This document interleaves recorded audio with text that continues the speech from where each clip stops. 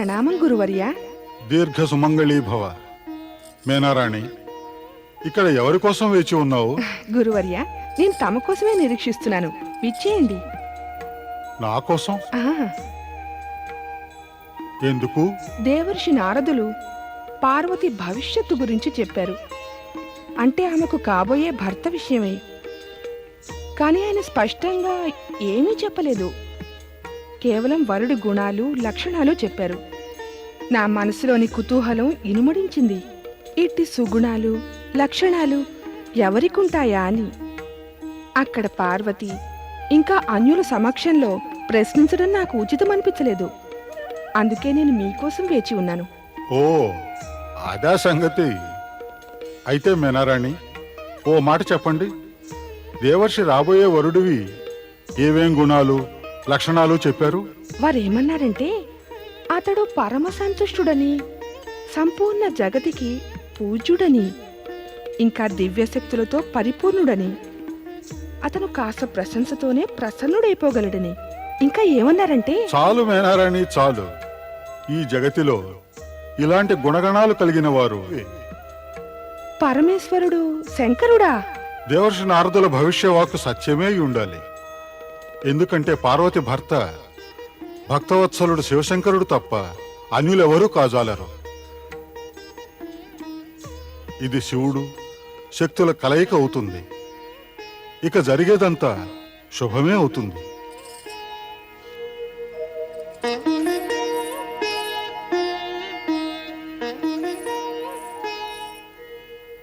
ఏమైంది మహారాణి? ఎక్కడేమైంది?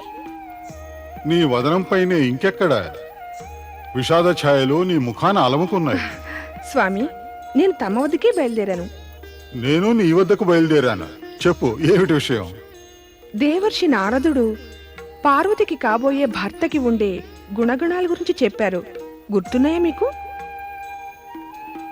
గుర్తులేకే? మహర్షి గర్గులేమన్నారంటే, ఆ గుణగణాలన్నీ పరమేశ్వరుడేనట.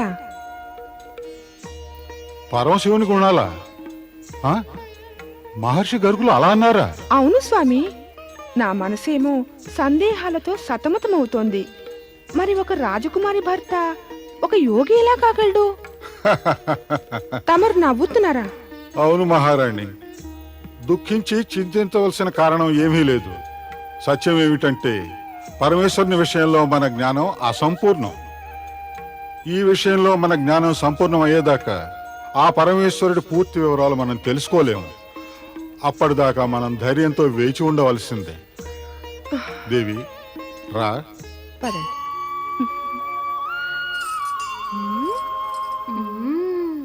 ఓ, అదా సంగతి. చాటుమాటుగా వారి చర్చ వినేస్తోంది. ఎటువంటి చర్చ? ఎవరి చర్చ? ఇదిగో జయ, చెప్పేసేయ్, మనం ఎవరి గురించి చర్చిస్తున్నావో. అరే, ఎవరికి తెలుసు? ఎవరి మనసు లగ్నమైందో వారే చెప్పలేరు. ఇక పాపం ఈ జయ ఏం చెప్పగలదు? మీరిద్దరు నన్ను ఎప్పుడు ఆట పట్టిస్తూ ఉంటారు.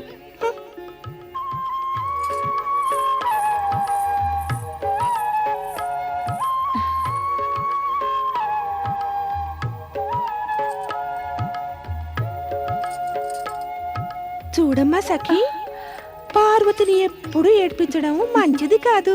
సరే, ముందుక ఎల్లప్పుడు కాదు, అప్పుడప్పుడే ఆట పట్టిస్తాం. ఏ సరేనా? మళ్ళీ అదే. అరే, మళ్ళీ అదే ఏమిటి? మనసేమో లోపల గుబుగుబులాడుతోంది, ఇక పైకేమో నాటకాలు ఆడుతోంది. చెల్లెల వద్ద మదిలోని మాట దాచటం మంచిదంటావా? చెప్పు, చెప్పవే, మంచిదేనంటావా? కాదు. అయితే చెప్పవే. ఏంటి? మనసులోని మాట. ఏం మాట? మళ్ళీ మొదల నాటకం. చూడు, మేం మాట్లాడుతున్నది రేపు ఊరేగుతూ వచ్చి నిన్ను ఎగరేసుకుపోతారే వారి గురించి. నా కోసం నా ప్రియ పరమేశుడే వస్తారు. అబ్బా, ఆ క్షణం ఎంత తీయనిది, ఊహకే అందనిది. నా ప్రియ పరమేశ్వరుడు వచ్చే క్షణం కోసం నిరీక్షిస్తాను. నన్ను పిలిచారా భక్తవత్సల? అవును నంది. ఆజ్ఞాపించండి ప్రభు. నంది, ఇక్కడ కైలాసంలో మేము ఏకాగ్రతతో సమాధిలో కూర్చోలేకున్నాం. ఎందుకని పరమేశ? చూస్తున్నావుగా, ఓసారి నారదుడు, ఓసారి ఇంద్రుడు దేవతలు వచ్చి మా సమాధికి విఘ్నం కలిగిస్తున్నారు. వారంతా తమ కృపను పొందడానికని వస్తారు పరమేశ. నంది, ఎవరైతే కృపకు అర్హులో వారు మా వద్దకెప్పుడు రానవసరం లేదు. మేమే స్వయంగా వారి వద్దకు వెళతాం. ఇక నారదుడో ఆయన కృపను పొందడానికి రాడు, కృపను ఇప్పించడానికి వస్తాడు. ప్రభు, అందరూ తమ మహిమను గానం చేస్తారు. కాని నంది, మేమిలా ధ్యానం చేయకపోతే కృపకు మహిమకు అర్థమే సమాప్తమవుతుంది. ఆజ్ఞాపించండి ప్రభు, ఏం చేయమంటారు? మేం కైలాసం వదలడానికి నిశ్చయించుకున్నాం. కైలాసం వదులుతారా? కానీ పరమేశ, తమరు లేకుండా నేనెలా ఉండగలను? చింతించకు నంది, నీవు కూడా మా వెంట వస్తావు. మీ ఆజ్ఞ మహేశ్వర. అన్నట్టు నాతో కేవలం నీవే వస్తావు, అన్యగణాలు రారు. ఇంకెవరూ రారా మనతో? రావడం కాదు కదా, ఎవరికి మనం ఎక్కడికెళ్తున్నామో కూడా తెలియనే కూడదు, ఎక్కడ ఉండబోతున్నామో కూడా. ఎప్పుడు వెళ్ళాలి మహేశ్వర? ఇప్పుడే, ఈ క్షణమే. పద. పితాశ్రీ, మన ద్వారా ఏర్పాటైన సర్వపర్వత రాజుల సమ్మేళనం ఒక ప్రత్యేక సమావేశం అవుతుంది. ఇందులో పర్వతరాజులందరూ పాల్గొంటారు. వారందరూ కూడా మన ఆధిపత్యాన్ని అంగీకరిస్తారు. పుత్ర మైనాక, ఆధిపత్యాన్ని అంగీకరించటం అనే చర్య శుభమనిపించుకోదు. ఇలాంటివి చేసేవారి తేజము, ప్రతిభ రెండూ నశించిపోతాయి. అయితే ఈ సర్వపర్వత రాజ సమ్మేళనపు ఏర్పాటు వల్ల ప్రయోజనం ఏమిటి? పరస్పర సద్భావం, మైత్రి, ఇంకా బంధుత్వపు భావనను పెంచటం. ఆ ఉద్దేశం నెరవేరాలన్నా కూడా ఈ సమావేశానికి అధిపతిని ఎన్నుకోవటం అవసరమేగా పితాశ్రీ. నేను ముందుగానే తమ పేరును ప్రకటిద్దామనుకుంటున్నాను. తమరే ఈ సమావేశానికి, ఈ సమ్మేళనానికి అధిపతి అని. మైనాక, నీవు నా పుత్రుడివి. నాతో శత్రుత్వం ఎందుకు పెట్టుకోదలిచావు? నీవిలాంటి పనులు చేస్తే ఇహమో పరమో రెండు నాకు దక్కవే. తమరేమంటున్నారు పితాశ్రీ? నేను తమకు శత్రువునవుతానా? తమకు ఇహము పరము దక్కనివనా? ఈ ఆలోచన తమ మనసులోకి ఎలా వచ్చింది? తమరు నా తండ్రి, నేను తమకు హాని చేస్తానా? లేదు పితాశ్రీ, లేదు. చూడు మైనాక, తండ్రో కొడుకో, వారిద్దరిలోనూ ఎవరైనా తన తండ్రికో కొడుకుకో అనుచితము, అనధికారపూర్వకంగా అవినీతి అన్యాయాలతో ప్రభుత్వము, పదాధికారాలు, సంపద సంపాదించి పెట్టకోరినట్లయితే వారు ఇహలోకం, పరలోకం రెండిటి దృష్టిలోనూ పాపం చేసిన వారవుతారు. ఇరువురు చివరకు సహించరాని బాధలకు లోనవుతారు. అందుకే పుత్ర, ఇటువంటి ప్రభుత్వ అధికార పదవులకు దూరంగానే ఉండాలి. అవి అనధికారపూర్వకంగా పొందేవై ఉంటే. మహారాజులకు జయము. కైలాసపతి శివుని దూత నందీశ్వరులు తమను కలుసుకునేందుకు అనుమతి కోరుతున్నారు మహారాజా. నందీశ్వరుడా? కైలాసపతి దూత ఇక్కడ? ప్రతిహారి, సాదరంగా వారిని తీసుకురా. చెప్తు మహారాజా. కైలాసపతి పరమశివుని దూత మన వద్దకు ఏ కారణంగా వచ్చాడు? కలుసుకుంటే తెలుస్తుందిగా.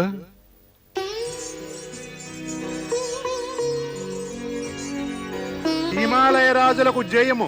చరాచరపతి దేవేశ్వరులు, సదాశివుని సేవకుడు నంది యొక్క ప్రణామం స్వీకరించండి.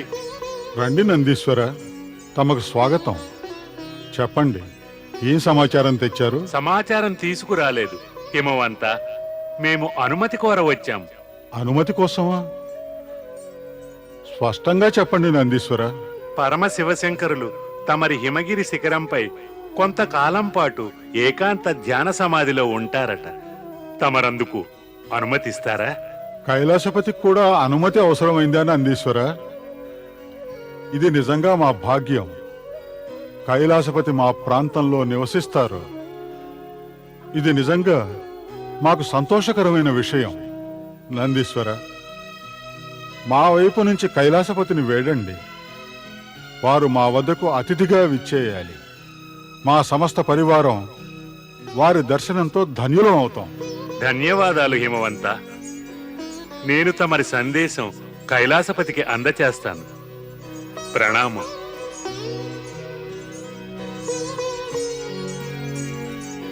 పితాశ్రీ, శివునికి కైలాస పర్వతం విడిచిపెట్టి మన ప్రాంతానికి రావాల్సిన అవసరం ఏమొచ్చింది? పుత్రమైనాక విధాత మనిషి సౌభాగ్య దుర్భాగ్యాలను సృష్టి చేసిన సమయంలోనే ఆయన ఇట్టి పరిస్థితులను సంఘటనలను కూడా సృష్టి చేస్తుంటాడు.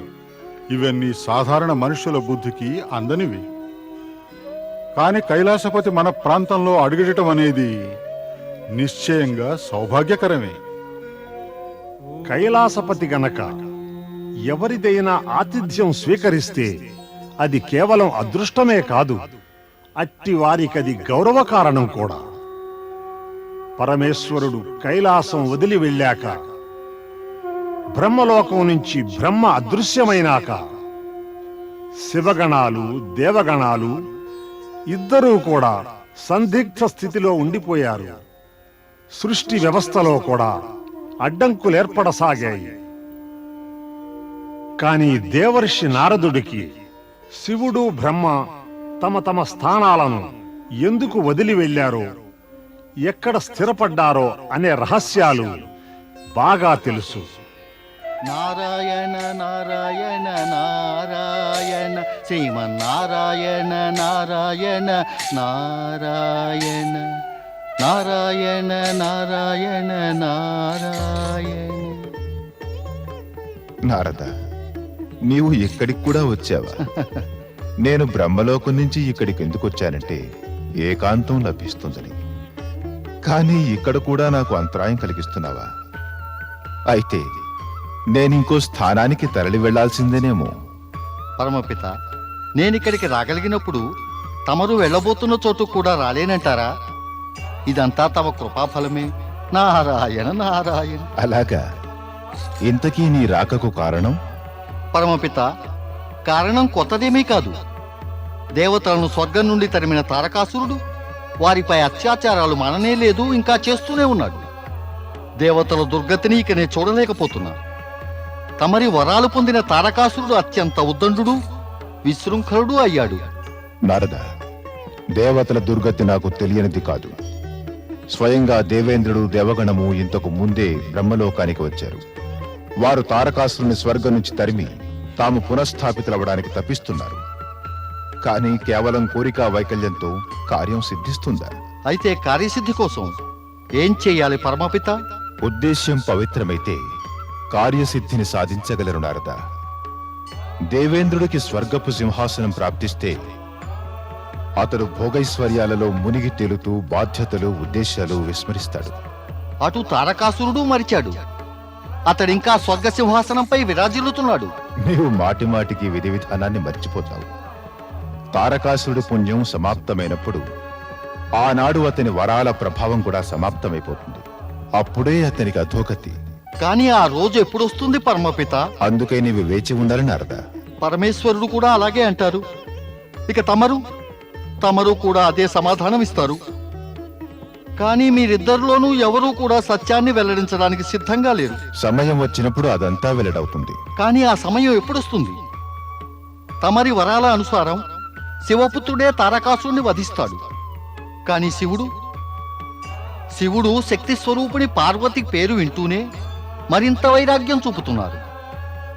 ఇప్పుడు వారు కైలాసం వదిలి ఎక్కడికో వెళ్ళారు. ఎక్కడికో వెళ్ళారా? ఆయన కైలాసం వదిలి వెళ్ళడం శుభకరమే అయిందంటారా? అలాగే అనిపిస్తోంది. మరి ఎక్కడికి వెళ్ళారు పరమపిత? ఎందుకు? నీవు కూడా అక్కడికి వెడదావనా? వద్దు నారద, అది ఉచితం కాదు. పరమశివుడు కైలాసాన్ని ధ్యాన సమాధి కోసం కొంతకాలం పాటు వదిలి వెళ్ళారు. నీవక్కడికి వెళ్ళటం ఉచితం కాదు.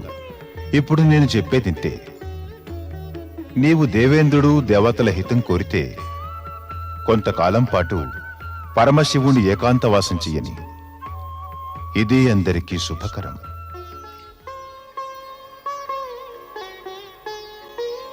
మహారాణి మేనా, ఏమిటి ఆలోచిస్తున్నావు? ఈ మధ్య నీకు ఆలోచన ఎక్కువైపోయింది. పుత్రిక యువతి వివాహయోగ్యురాలు అయితే ఇక తల్లి కూడా ఆలోచనల్లో పడిపోతుంది. కేవలం తల్లేనా? తల్లిదండ్రులిద్దరూ ఆలోచిస్తారన్నారు. పద హిమగిరి వెళదాం, అక్కడ కైలాసపతిని దర్శించుకుందాం. కానీ పితాశ్రీ, నందీశ్వరుడు కైలాసపతి సందేశాన్ని తెచ్చారు. వారు ఏకాంతం వెతుక్కుంటూ హిమగిరి శిఖరానికి వచ్చారట. అందుకని ఎవరూ వారి ధ్యాన సమాధిని భంగం చేయరాదు.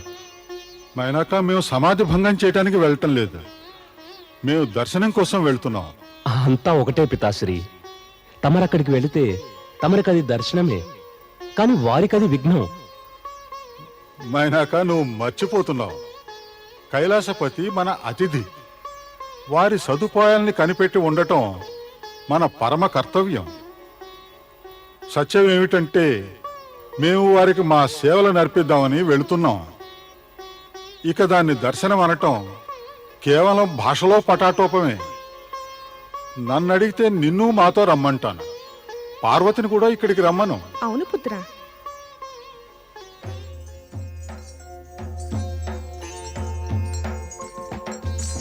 విను నంది, ఆజ్ఞాపించండి స్వామి. నువ్వు ఈ విషయం పూర్తిగా గుర్తుంచుకో. ఎవరూ ఇక్కడికి వచ్చి మా ఏకాంత సమాధికి విఘ్నం కలిగించి భంగం చేయకూడదు. నిశ్చింతగా ఉండండి మహేశ. నేనుండగా తమరిని సమీపించే ప్రయత్నం ఎవ్వరూ చేయలేరు. నీవు చెబితే నేను నిశ్చింతగా ఉండగలను.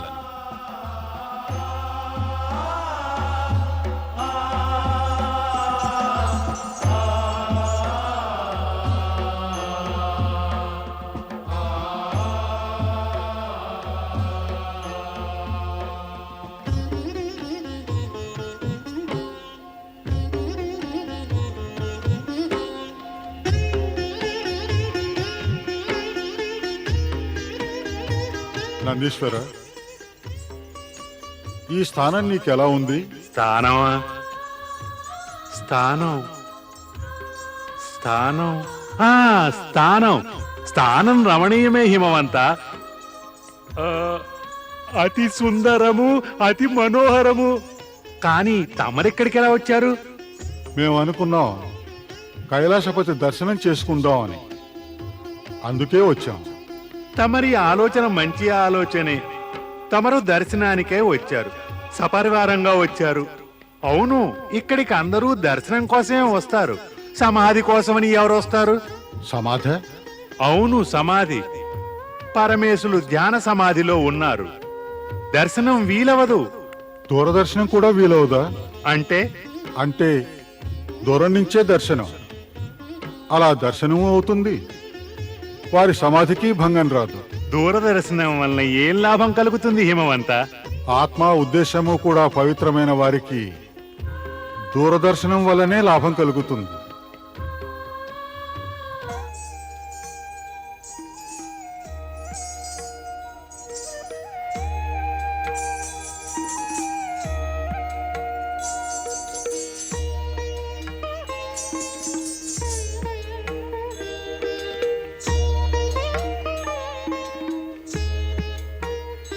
ఇక దూరం నుంచెందుకు, సమీప దర్శనమే చేసుకుందాం. రాదేవి, రాపుత్ర. మహేశ్వర, మహేశ్వర, వీరు హిమవత్ పర్వతరాజు. దేవాధిదేవుడు కైలాసపతి భక్తవత్సలుడు పరమశివుడికి జయము.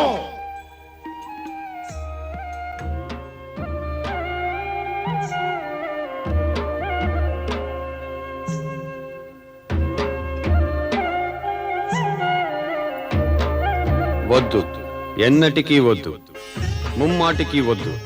ఇప్పుడు మేము మోహాల నుంచి పూర్తిగా విముక్తులం.